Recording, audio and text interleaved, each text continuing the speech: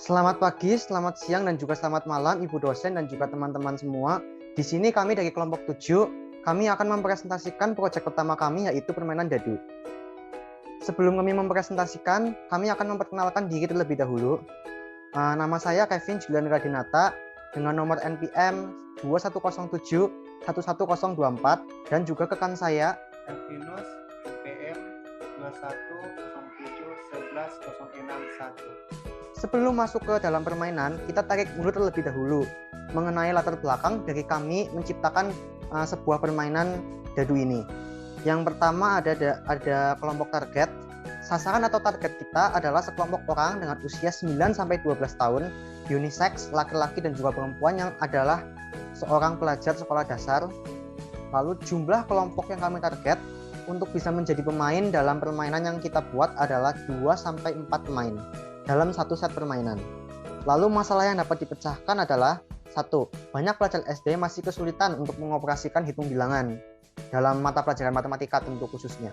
Lalu banyak pelajar SD masih memakan waktu cukup lama untuk mengoperasikan hitung bilangan. Lalu yang ketiga, beberapa orang tua khawatir akan pendidikan anaknya melihat anaknya kecanduan gadget berlebih, bahkan beberapa melakukan kekerasan terhadap anaknya. Lalu berikutnya apa sih sebab masalah dari masalah yang tadi kita sebutkan? Yang pertama itu guru tidak memberikan metode pembelajaran yang menarik seperti apa yang disukai muridnya, yaitu bermain. Nah, di sini saya mengutip dari pernyataannya Head of Trainer Adamco Indonesia, Riki Suroso. Dia mengatakan hal itu karena selama di sekolah, anak-anak itu lebih banyak menggunakan otak sebelah kiri untuk menerima berbagai pelajaran seperti matematika, sejarah, bahasa Indonesia, dan lain-lainnya. Alhasil otak kanan mereka itu kurang diasah. Sedangkan saat bermain game itu otak kanan mereka dibuat untuk berpikir dan membuat mereka selalu itu penasarannya tuh dengan cara yang menyenangkan. Lalu yang kedua, penggunaan media atau alat peraga pembelajaran di sekolah yang minim. Lalu berikutnya akan dilanjutkan oleh Elvinus, rekan saya. Ada beberapa akibat masalah. 1. Siswa tidak termotivasi dalam berlatih matematika, khususnya pengecerdasan bilangan.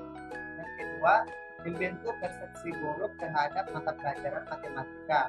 Yang ketiga, siswa merasa bosan atau jenuh dengan materi yang berhubungan dengan pelajaran matematika.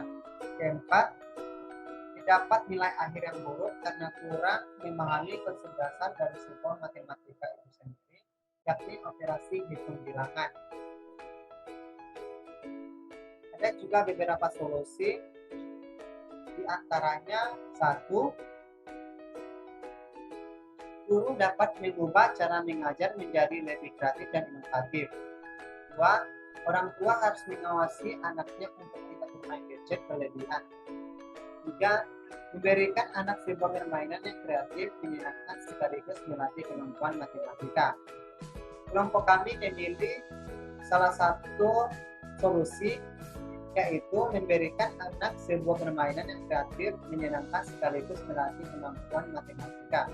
Untuk itu kami menciptakan sebuah produk permainan yang berfungsi untuk mengasah kreativitas, kemampuan, dan inovasi yang menyenangkan bagi anak-anak pelajar sekolah dasar. Nama permainan kami adalah One Match The Innovation Education Dice Game. Kelompok kami menciptakan permainan ini menggunakan dadu sebagai komponen utama dalam permainan. Permainan ini merupakan sebuah solusi dari kami agar dapat memecahkan masalah yang ada, yakni mengenai kompetensi dasar operasi hitung bilangan yang masih rendah di kalangan pelajar sekolah dasar.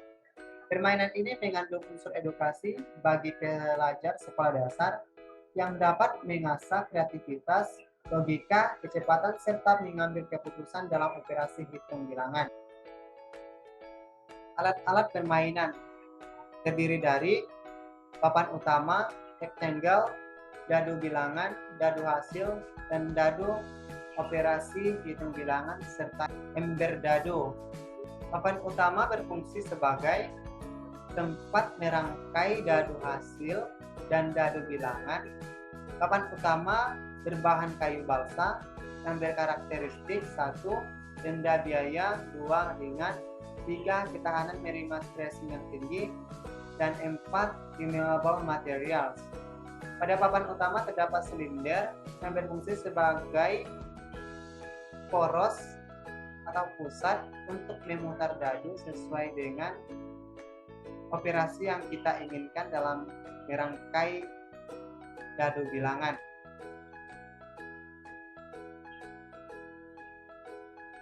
Rectangle berfungsi untuk meletakkan dadu bilangan supaya tidak tercecer dan terlihat rapi.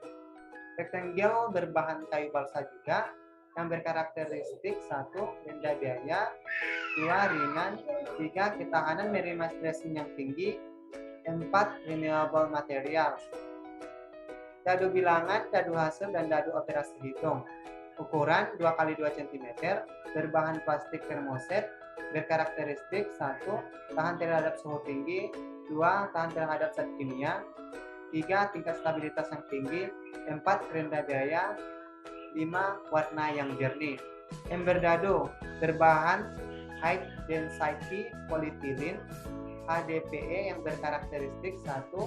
Bahan kuat, 2. Tahan pada suhu tinggi dan tahan terhadap senyawa kimia. Cara bermain akan kita pahami melalui video berikut. Lalu untuk cara bermainnya adalah yang pertama menentukan pemain giliran pertama dengan pemimpa. Setiap pemain diberikan 3 dadu bilangan untuk dikocok dan diletakkan di rectangle yang sudah diletakkan bilangan untuk diubah. Setelah itu, pemain pertama mengocok dadu hasil. Pemain itu berhak menentukan nilai satuan dan puluhan dari kedua dadu hasil untuk diletakkan pada papan utama. Pemain pertama mengocok satu buah dadu bilangan untuk diletakkan pada rectangle miliknya. Jika angka pada dadu bilangannya sudah diletakkan di rectangle dapat dirangkai dan nilai angkanya sesuai dengan dadu hasil, maka pemain tersebut dapat meletakkan dadu bilangan pada papan utama untuk validasi. Setelah tervalidasi, pemain dianggap lolos dalam satu sesi. Jika angka pada dadu bilangannya diletakkan pada rectangle tidak dapat memecahkan masalah pada papan utama itu, maka pemain itu dianggap tidak lolos pada satu putaran permainan. Seperti ilustrasi di berikut ini. Jadi pemain tersebut tidak dapat menyelesaikan rangkaian, maka pemain tersebut memilih untuk lewat atau skip.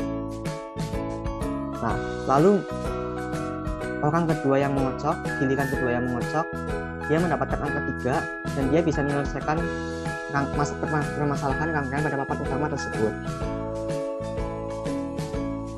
Nah, lalu tervalidasi, maka pemain ini dianggap lolos pada satu sesi permainan. Nah, pemain yang tidak lolos pada putaran sebelumnya dapat mengocok dadu bilangan kembali. Dadu tersebut dapat ditukar dengan dadu yang ada di dalam rectangle milik pemain atau dapat memilih untuk lewat atau skip. Jadi pemain ini yang tidak lolos pemain dalam putaran sebelumnya, dia dapat mengocok dadu lagi dan dapat menukarkannya dengan dadu yang ada di dalam rectangle-nya. Nah, lalu pemain ini diilustrasikan dia dapat menyelesaikan masalah dan dia dapat menyusun rangkaian sehingga dapat tervalidasi. Nah, pemain berikutnya yang belum lolos dapat memilih mengocok dadu bilangan ulang atau mengambil angka dari dadu hasil tukar pemain sebelumnya. Jadi angka dadu yang sudah ditukar oleh pemain sebelumnya dapat diambil untuk ditukarkan pada rectangle pemain tersebut. Nah, kebetulan di sini pemain yang ini mengambil angka 3 hasil dari buangan pemain sebelumnya. Lalu pemain ini juga dapat merangkai dan menyusun, lalu tervalidasi, maka pemain ini dianggap berhasil. Jika sudah terdapat 3 pemain yang mengumpulkan angka dan dapat menyusun rangkaian dengan tepat, maka pemain yang gagal melakukannya tereliminasi dalam permainan ini. Aturan bermain. Pemain dilarang merubah angka dadu bilangan pada masing-masing rectangle. Pemain hanya boleh mengubah posisi dadu bilangan yang diletakkan pada papan utama. Pemain dapat memutar poros pada papan utama untuk bebas memilih operasi hitung mana yang akan digunakan pada papan utama. Cara menghitungnya, hitung yang lebih tinggi kedudukannya. Setiap anak tangga memiliki kedudukan yang berbeda-beda. Yang paling atas harus didahulukan. Misalnya, kali dan bagi harus didahulukan sebelum tambah dan kurang. Jika kedudukannya sudah sama, mulailah dari sebelah kiri. Maka yang harus dihitung pertama kali adalah yang berada di sebelah kiri. Lalu, gimana sih cara kami mengkomersilkan permainan yang sudah kami buat untuk dapat dimainkan oleh target kelompok yang kita sasar tadi, sehingga kami bisa mencari keuntungan dari permainan yang kami jual?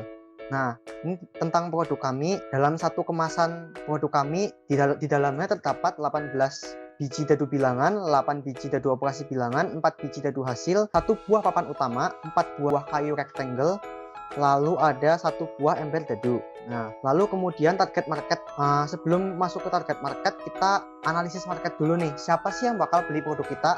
Bisa orang tua yang memiliki anak usia 9-12 tahun yang ingin memberikan anaknya untuk anaknya bisa bermain sambil belajar ketika berkumpul dengan teman-temannya yang lainnya. Lalu guru pelajaran matematika kelas 3-6 SD khususnya yang ingin memberikan fasilitas kepada siswanya untuk refreshing supaya siswanya juga bisa bermain sambil belajar di sekolah. Lalu juga bisa juga guru bimbel, lalu bisa juga pelajar SD sendiri, anak-anak itu sendiri kelas 3 dan sampai kelas 6 SD.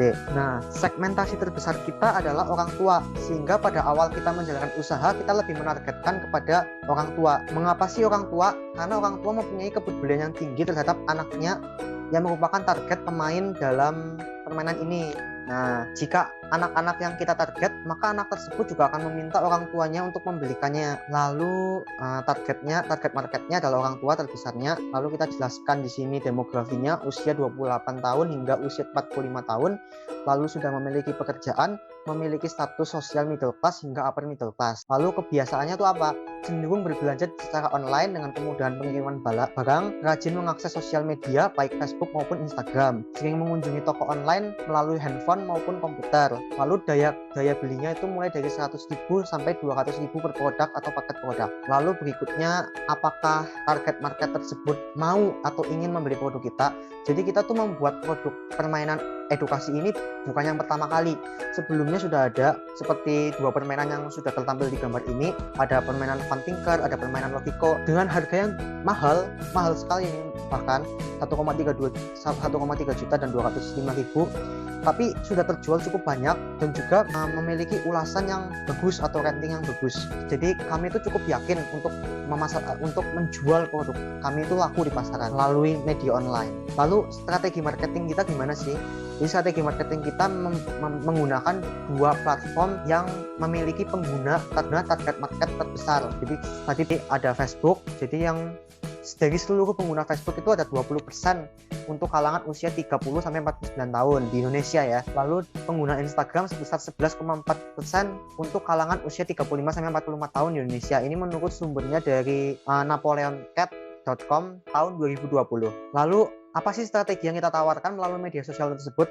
Jadi kita ada strategi yang namanya strategi digital marketing, yaitu ada hook, story, dan juga offer. Jadi hook itu apa sih? Hook itu semacam clickbait atau semacam headline yang memacu target market kita itu bisa penasaran gitu loh. Jadi kita mengandalkan fitur ads Facebook maupun Instagram untuk memancing perhatian market baru.